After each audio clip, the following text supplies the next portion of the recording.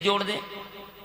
रावण का संबंध भगवान से इतना ही जुड़ा कि मरते समय उसने कहा, कहाँ राम मैं हत हूं प्रचारी।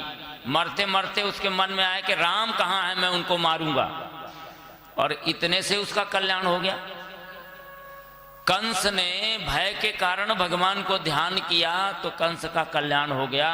तो यदि वो प्रेम के कारण ही भगवान का ध्यान कर रही हैं तो उनका कल्याण नहीं होगा क्या? और मान लो तुम अपने आप को भगवान का अंश ही समझते हो, ईश्वर अंश जीव अविनाशी, ऐसा तुम्हारे मन में आ रहा कि हमारे और भगवान में क्या अंतर है? तो इतना अंतर है कि जैसे गंगा जल एक कटोरी में ला के रख दिया जाए और उस कटोरी में कोई सुअर मुंह डाल दे तो आप उस कटोरी के जल से शालिग्राम जी को नहीं नहवाएंगे। गंगा जल वो भी है, पर गंगा में तो हजारों मरे हुए शव बह रहे हैं, कितने सुअर बह रहे हैं, कितने गंदे नाले बह रहे हैं, लेकिन उसके जल से आप कभी भी परहेज नहीं करेंगे, क्योंकि वो गंगा का जल है तो, लेकिन वो गंगा बहुत समर्थ है। समर्थ को नहीं दोष गोसाई,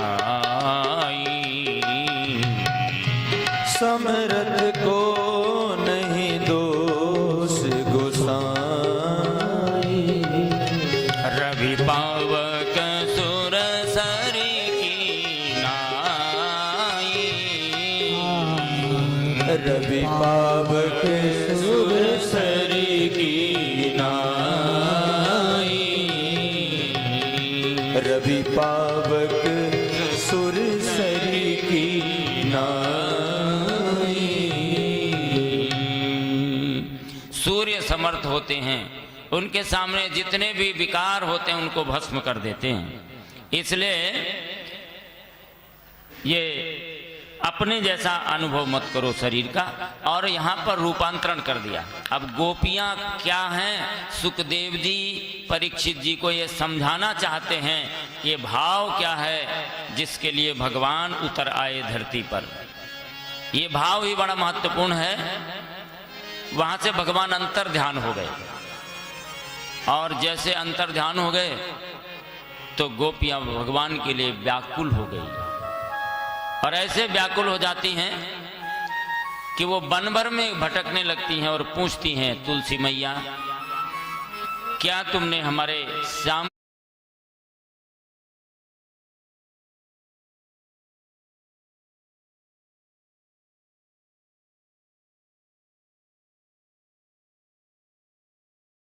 को देखा है?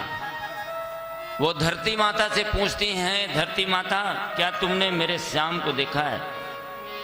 पेड़ पौधे वनस्पतियों से पूछती हैं, क्या तुमने मेरे श्याम को देखा है?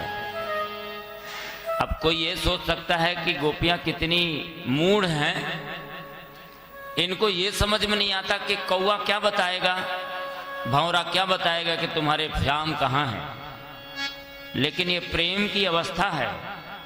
प्रेम की 10 अवस्थाएं होती हैं, 10 अवस्था पूर्णावस्था है, लेकिन ये 8वीं अवस्था में जड़ चेतन सभी जगह अपने प्रेमी का अनुभव होने लगता है, और यही अनुभव हो रहा है।